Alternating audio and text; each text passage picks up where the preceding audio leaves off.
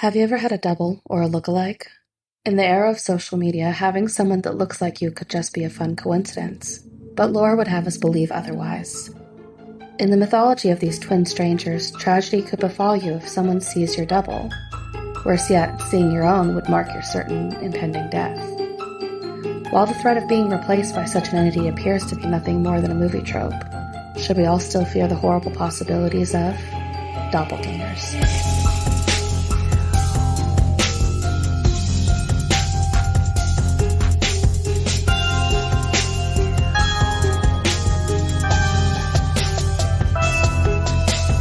Welcome to 13 Degrees of Screams, where we watch and dissect your favorite spooky movies. I'm your host, Alex. And Stephanie. And this is a mostly horror podcast. Each season, we'll rank 13 movies on a scariness scale from, you guessed it, 1 to 13. We will uncover the real-life myths and legends that inspire these movies, and tell you just how authentic they are. This week, we get stuck in the mirror world and look away. Stephanie? Yeah? You know what I'm about to ask you. Last episode, you didn't let me ask. You were just like, no. No, I haven't seen it. No, me neither. Did you like it? I regret picking it because of how similar it is to Another Me. Yeah. And to be honest, this was actually a recommendation from our Believing the Bizarre friend Tyler, but he didn't know that I was going to put Another Me in there as well, probably. Yeah, or probably not. Hasn't seen it. So just so you know, very similar. If you like this movie, Another Me is also kind of similar. Yeah, the way things play out are different, but what the thing is exactly the same. Yeah. And it told you right away, like, it opens like with a weird sonogram of like twins fighting in the womb, it seemed. And I was like, what the? They squared up and they were like they ready were, like, to go. Physically hitting each other. Just like fighting, slapping their little baby hands. Right. Oh, no. But what did we rank it? Do you know? 10. Oh, we had high hopes. Yeah. Yeah. Not scary. More made me uncomfortable. Yeah. It was just she was just bad. She was just not. Yeah. Also a little confusing at times too, because like she was very timid and mousy, but she would also smoke quite a bit, and I was like, "What's timid people don't smoke." I mean, only like loud and outgoing people smoke. I don't know. I just foresaw that, like, at least in this lens, like the smoking would be the bad girl thing to do, and for her to be like this timid, mousy thing that also smokes. Yeah, seemed kind of I could see your point, because it could be seen as like a rebellious type thing, and she doesn't seem like a rebellious teenager. Yeah. So I see what you're saying. Yes. But no, she's smoking. Mm-hmm. Are you ready to go in the movie background? Yeah. Look Away is a 2018 Canadian psychological horror drama film. It tells the story of Maria, an alienated high school student whose life is turned upside down when she switches places with her sinister mirror image. Sounds cooler than it is. Mm-hmm. The film is written and directed by Asaf Bernstein and stars India Easley, Mira Sorvino, and Jason Isaacs. So that's how you say their names. That's them. Oh. Jason Isaacs is Draco Malfoy's dad. Yeah, Lucius. And he is bad in this movie too. He is basically just doing the same. A rich, bad father. Yes. The film received generally negative reviews. On Rotten Tomatoes, it has a 15%, with one review reading, "Look Away mostly fails as a killer teen movie. The pace is too slow and the mood too somber," which describes it to a T for me. I was telling you as we were coming to the studio, like 5 minutes of the movie passed and I swear an hour had gone by. I checked the timing. I'm like, no. Wow. I didn't mind it, but I also didn't mind Another Me. But again, it did feel like one of those weird Nick at Night movies that you'd watch, kind of like a So Weird episode, just like as a movie though. So weird, but like for an adult. Yeah. Because there's a little bit of nudity and stuff. But yeah, it felt kind of teen drama-y too at times. Don't you disrespect So Weird again I'm in sorry. front of me? I'm sorry. I cannot believe it. No, but I do. Yeah, it is very teen drama-y. Yeah. But it's not for a teen. Right. It is not. Yeah, I guess Another Me would follow close to that because there wasn't as much weird stuff going on. Yeah, I think Another Me was definitely more appropriate for a younger audience. There's just too many questionable things that happen in this movie. I'm like, no, that's not okay to do. Mm-hmm. But you could almost, in the right light, you could almost see this as like a sequel to Another Me, like what happens after her twin takes over. Yeah, so this is like, okay, so first of all, if you haven't listened to our Another Me episode, go listen to that because there's a lot of then comparisons. You won't get the reference. Right. It's like, this is if Another Me, you got to see the twin, basically. Because like in Another Me, you're like, you never see the doppelganger. And this is like the second half of the movie. All doppelganger. All doppelganger. Mm-hmm. So this is like if you got to see what had happened. And what would happen once she took control and like, rather than just being told, like, she was here. Like, right. It was Monica. Not Monica. Fucking hate Monica. Fuck Monica. Their stupid haircut. But yeah. I just. Yeah. Yeah. Also the name. I was so mad. I watched this by myself in bed on my phone. And I was like, I swear to God, if it's just her name backwards, I'm going to lose my mind. And it was. Mm-hmm. It was Aram.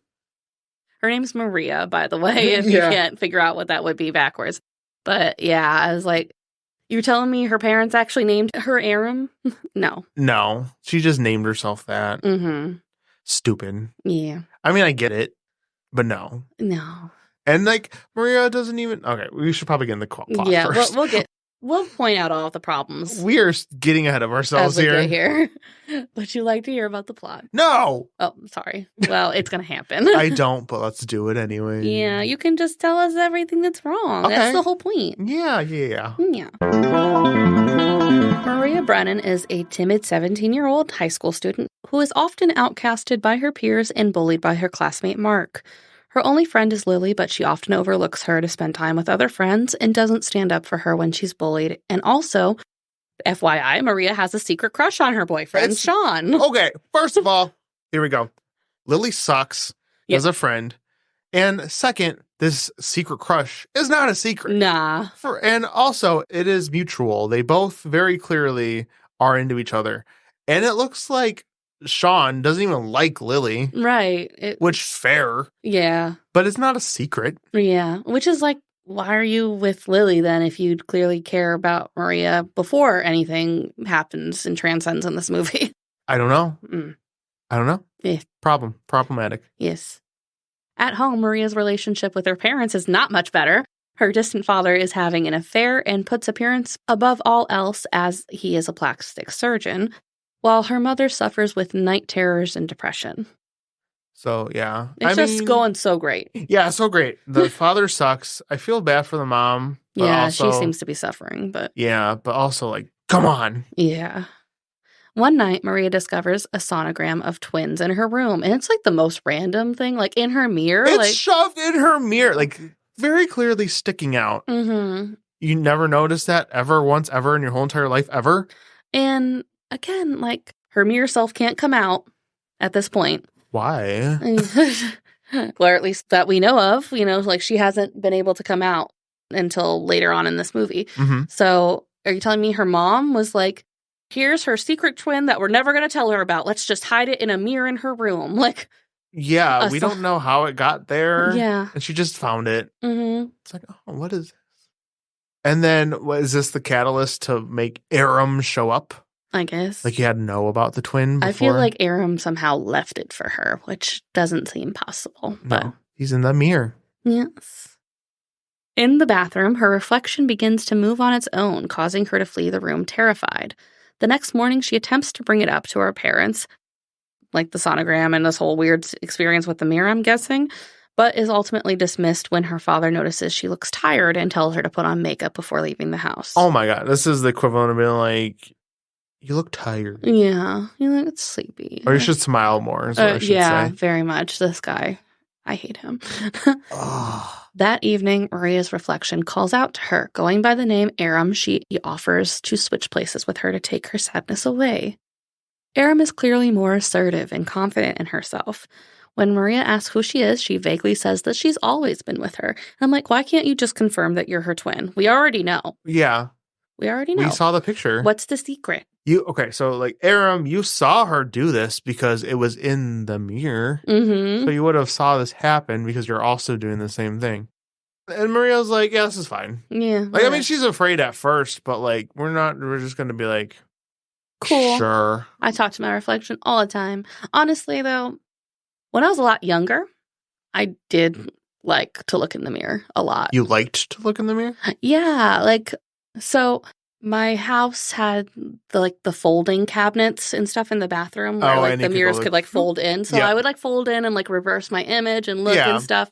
I don't know. It was just something fun to do. I was little and an only child. So I would crawl up on the counter and be like, you're like, slay. Yeah. It wasn't like I was feeling myself. It was like, oh, this is what my face looks this way. This is what my face looks that way. Yeah. Like, no, that's fair. So I guess I get it in that sense, but it not never talking to my reflection. Yeah, I was gonna say it never like stopped doing what you were doing. It's like, hey, Stephanie. Wait, what would your name be backwards? Oh, it'd be hippest. No, wait. It'd be Hepets.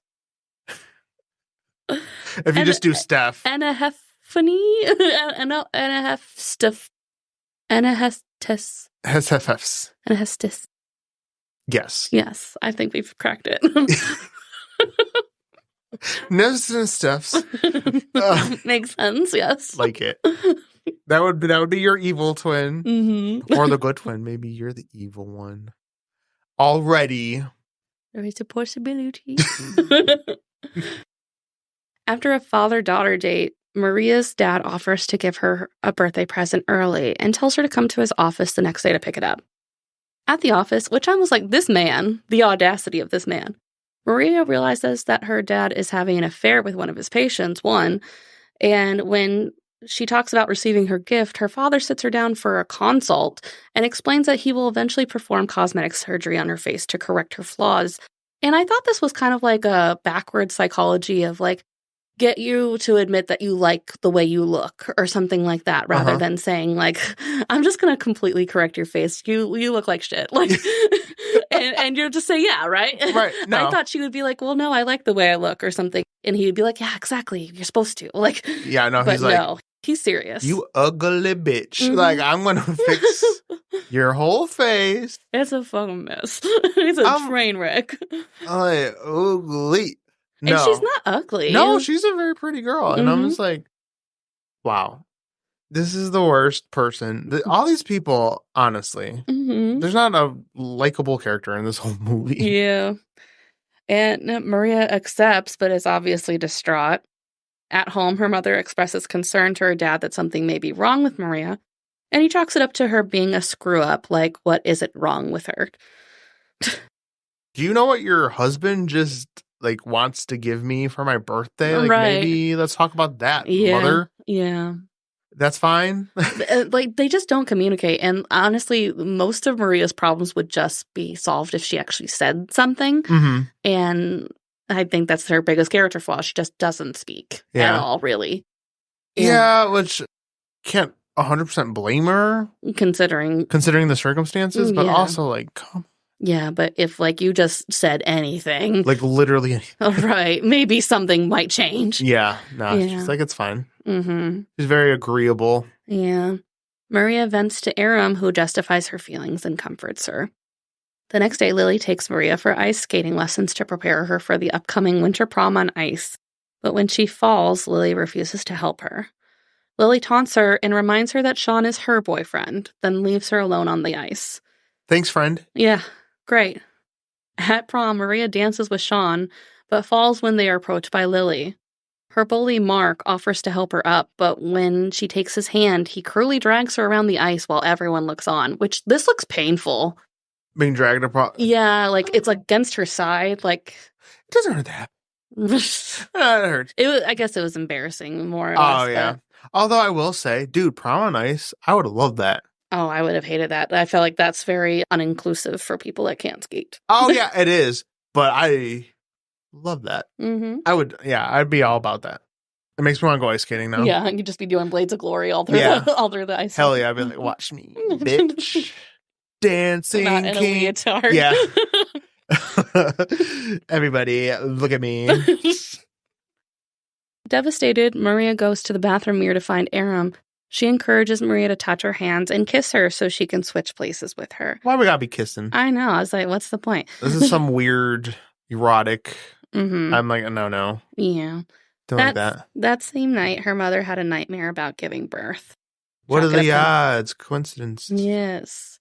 At school, Aram stands up to Mark, flirts with Sean, and asks Lily to continue helping her with skating. Like, she's just trying to do all of the things at once. Yeah, she's making up for some time that Maria just didn't take advantage of. Yeah.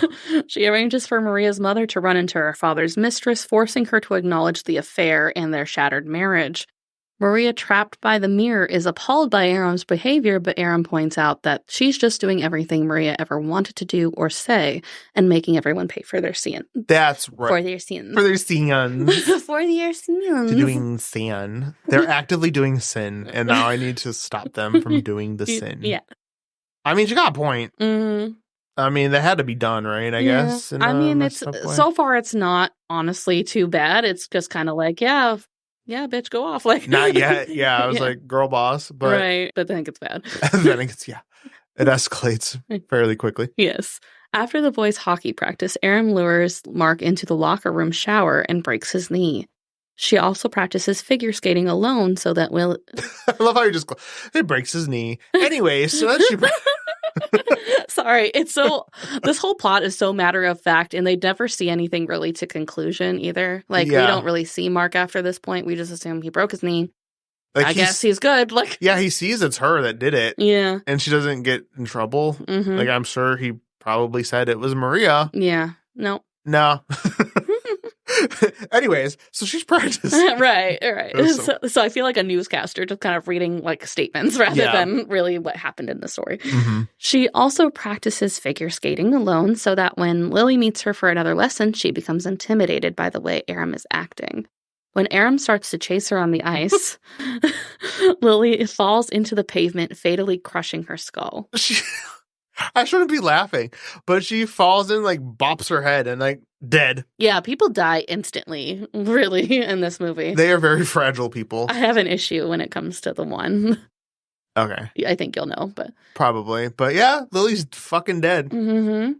That evening, in the mirror, Maria begs her to switch back, but Aram argues that Lily wasn't good to them, and she only helped her get Lily out of their lives.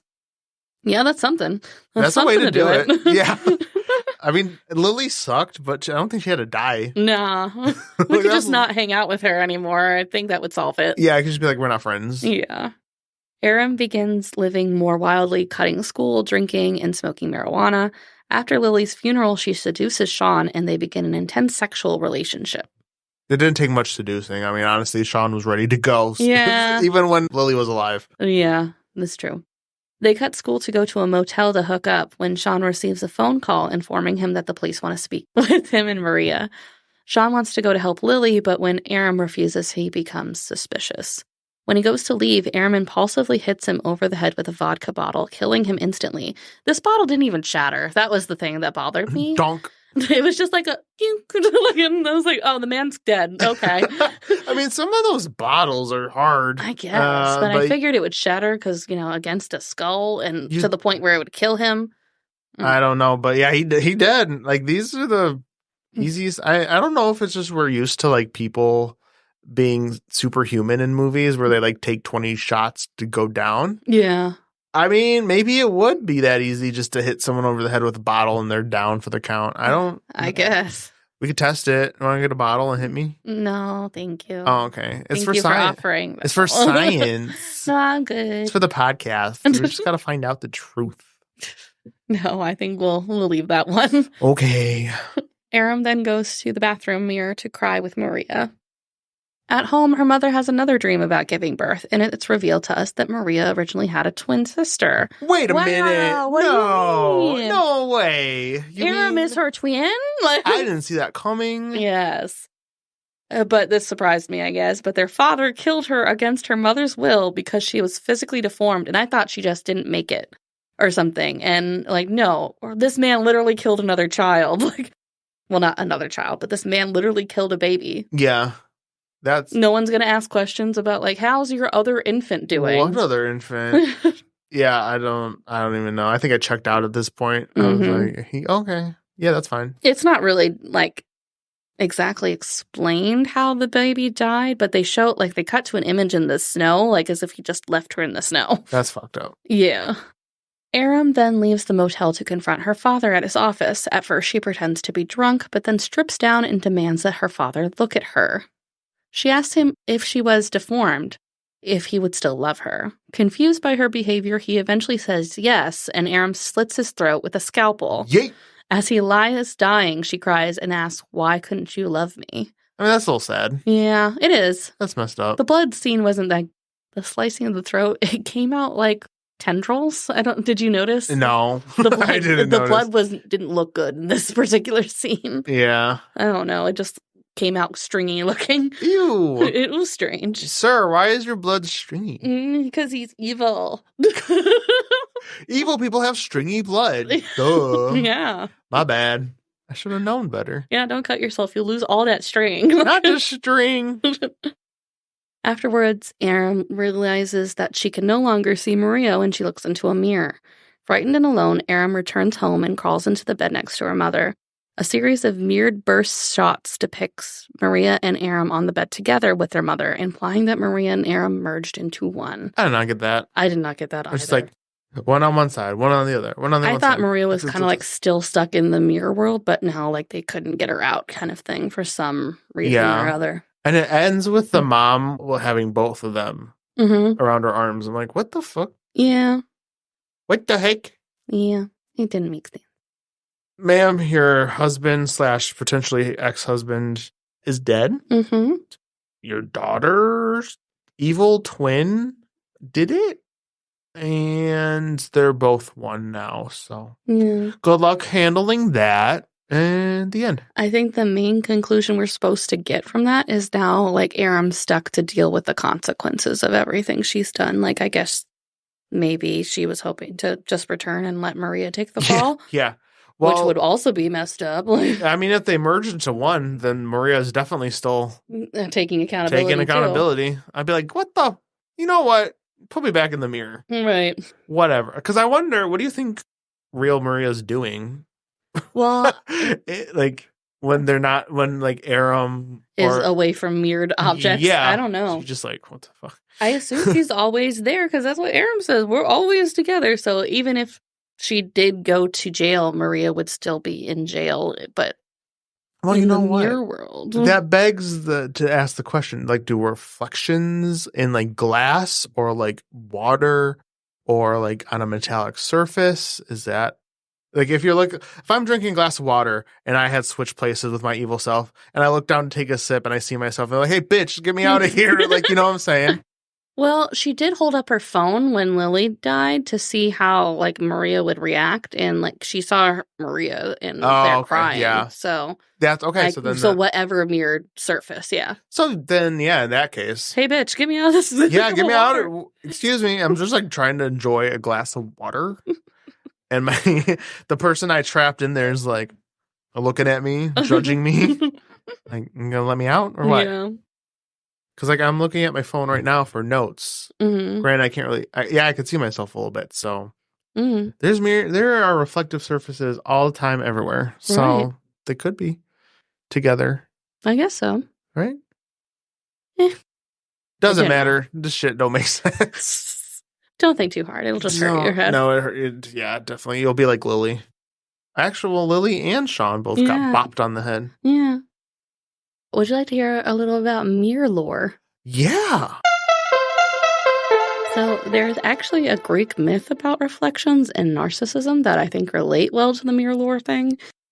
According to Ovid's Metamorphosis, Narcissus was born to a river god and a nymph. He was markedly beautiful even as a child, and his mother was told by a prophet that Narcissus would live to old age if he failed to recognize himself. Narcissus grew up to be loved by many admirers, but never returned anyone's affection. Eventually, a nymph known as Echo, who was fated to only repeat the last few words of those that spoke to her, spotted and fell in love with him. Echo followed Narcissus on a hunt, but she could only call out what he said to her, which frustrated Narcissus. When Echo finally revealed herself to him, she tried to embrace him, but he rejected her. Echo was heartbroken and withered away until only her voice remained. Oh, Echo. Echo. Okay. Is that how we got the word echo? I guess so. It's not her story, but, Oh, okay. but it's important to know. Oh, okay. So it's not about Echo. It's not about her. This bitch. Since Narcissus denied everyone his love, the gods fated that Narcissus could never have anything that he loved. One day, while getting a drink of water, Narcissus sees his own reflection and falls in love.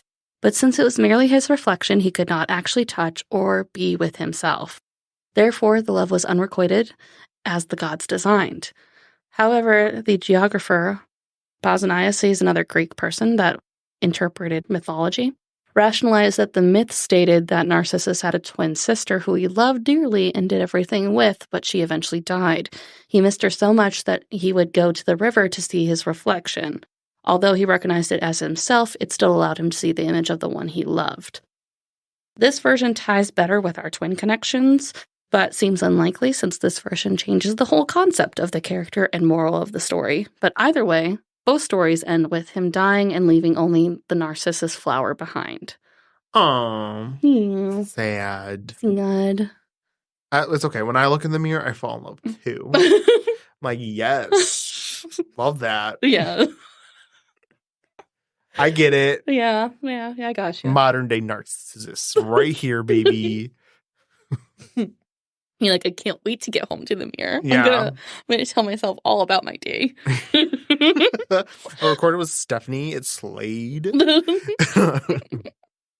In summary of the Paris Review article Objects of Despair by Megan O'Giblin, the mirror has long been associated with dread, confusion, and morbid anxiety in various cultures. Oh my God. Mirrors are bad. Mirrors are very bad. Superstitions surrounding mirrors exist worldwide, such as covering sick room mirrors to prevent the soul from leaving the body, or cloaking mirrors after a death to prevent lingering spirits, much as like we saw in Hole in the Ground. Mm-hmm. In Chinese mythology, mirrors were believed to house demonic beings pretending to be reflections plotting our death. The childhood folklore of chanting Bloody Mary in front of a darkened mirror added to the fear with the belief that a witch would appear and potentially harm or even kill the person. The mirror has been a symbol of self-awareness and mortality, as seen in the myth Narcissus and the biblical story of Adam losing his divine nature by gazing at his reflection. The mirror's dual meanings of vanity emphasize the connection between self-love and futility. Anthropologists suggest that early humans saw their reflection in ponds and believed it to be an alternate self that would persist after death, leading to the first conception of the soul. However, this belief also brought anxiety, as one's likelihood could detach and take on a life of its own or fall into the hands of enemies. Primitive taboos surrounding reflections, shadows, and effigies emerged from the conviction that damaging someone's likeness could harm the person. Witchcraft and voodoo further instilled the fear of becoming enslaved by one's own shadow. Mirror similarity to windows has also contributed to their association with anxiety, both crafted in simple shapes and contained by frames. Mirrors and windows invite us to conflate their uses. The Aztec divinity Tezcatlipoca possessed an obsidian mirror that allowed him to see into the hearts of men. This idea of mirrors as tools for divination and seeing distant events has persisted throughout history, with scrying practices using mirrors or reflective surfaces. Mirrors have also become associated with surveillance, as seen in the use of one-way mirrors in interrogation rooms and convex mirrors in stores for covert monitoring. The reflection we see in a mirror is an illusion, as demonstrated by Lacan's concept of misrecognition. When we look in the mirror, we see a pleasing image of wholeness and project onto it our ego ideal, a mental fantasy. People often engage in subtle gestures or adjustments to present a more flattering image of themselves. Photographs, on the other hand, show us how we appear to others, and traditionally, the expressions assumed for cameras have been closer to the unself-conscious face we show the world. Uh-huh. Mm-hmm. Rude. Yeah. I've seen some pictures of myself. I'm like, this is not it. Like, well, why would I do that? Right, and then I go to the mirror. I'm like, honey, you perf. Like, I don't know what they saw, but it's not this. whatever they saw with their own eyes, they were lying. They were lying to themselves. Yes. Not today. However, with the invention of smartphones and the rise of selfies, we now watch ourselves as our image is captured, leading to a proliferation of self-conscious and the preservation of idealized images. In conclusion, the mirror has inspired dread, confusion, and anxiety throughout history. It symbolizes self-awareness, mortality, and the fear of our own reflections taking on a life of their own. The internet and social media have intensified our obsession with self-image, blurring the line between reality and digital personas. The fear of being watched through mirrors and the manipulation of our images online have further contributed to our anxieties. Ultimately, our fascination with mirrors reflects our deep-seated fear of death and the fragility of our existence. That's deep. Mm-hmm. Have you ever done that thing where you like stare at yourself in the mirror and like it starts distorting everything around you? No, not to that point, I don't think. I try to do it every once in a while, but it scares me because like you start seeing shit like demons and stuff behind your shoulder and stuff. That's just because the warp. I don't know the psychology behind it, but if you stare at yourself like close to a mirror, your face starts like distorting. It's very bizarre, but I get too scared. After a while, I'm like, I peace out because it does. Everything around you starts like going crazy. Ooh. You should try it. I didn't like that. You should try it. No, thank you. Yeah, as soon as your face starts getting weird, you should probably book it. But yeah, you basically start hallucinating things in the mirror. No, thank you. Yeah, which could contribute to the whole idea of like spooky ghosties in the mirror. Yeah, probably. But yeah, that's probably why it seems like you spend like a lot of time in the mirror when you're not like telling yourself that you're like a sexy baby. And I'm just a little baby. I'm a little sexy baby. I mean, you too. You said you used to look at yourself like, oh, what does my face look like now? I guess. But I haven't done it in a while. You did it yesterday. Don't lie. Oh, yes. You're like, this is my face. This is what it looks like when I look this way. Yeah. But then you're also like, oh no, my face. Like, who, me? Yeah, because of the distorting thing. Yeah, if I stare at it or, for a long time. But I had heard about that happening and I got curious. I don't do it like all the time. It's something I had done before. Oh, okay. Like every weekend when I want to feel a little dangerous, I stare at myself. I take my coffee, I have a conversation with myself, and then I just like dissociate while I distort my image in the mirror. Yeah, and then I get scared and then I leave. Yeah. Then I'm like, oh, I'm cleansed. That's my Friday night ritual. It really just sets the tone for the weekend. Yeah, it sounds great. So, if you really want to have an outer body experience, truly, just stare at yourself in the mirror for like a minute. You'll start seeing shit. Even before that, like 30 seconds, and you're like, no. So. I have enough issue when I like catch a glimpse of myself, my reflection in the dark. Oh my God. I hate that. When I go to the bathroom at night, like I have to turn the light on because when I like wash my hands in the dark and all I see is my silhouette, I'm like, I can't look because I'm like, I swear to God, one of these days I'm going to lift my head and see something in the mirror that's not me. So I'm like, either I have to turn on the light or I can't look at the mirror in the dark. No. Scary and Don't do it. No, I won't do it. I won't do it. I only do it with the light on. Yeah, there you go. When I'm safe. Yes. Otherwise, the light is safe. Yeah, otherwise I won't do it. Thank you for listening. If you enjoy the show and listen on Apple Podcasts or Spotify, giving us a 5-star rating is super helpful and we will always appreciate it. You can find us on social media using 13 Degrees of Screams. This has been 13 Degrees of Screams and we will see you next week. I'm talking to the man in the mirror. I'm asking him to change his ways. Perfect. Yes.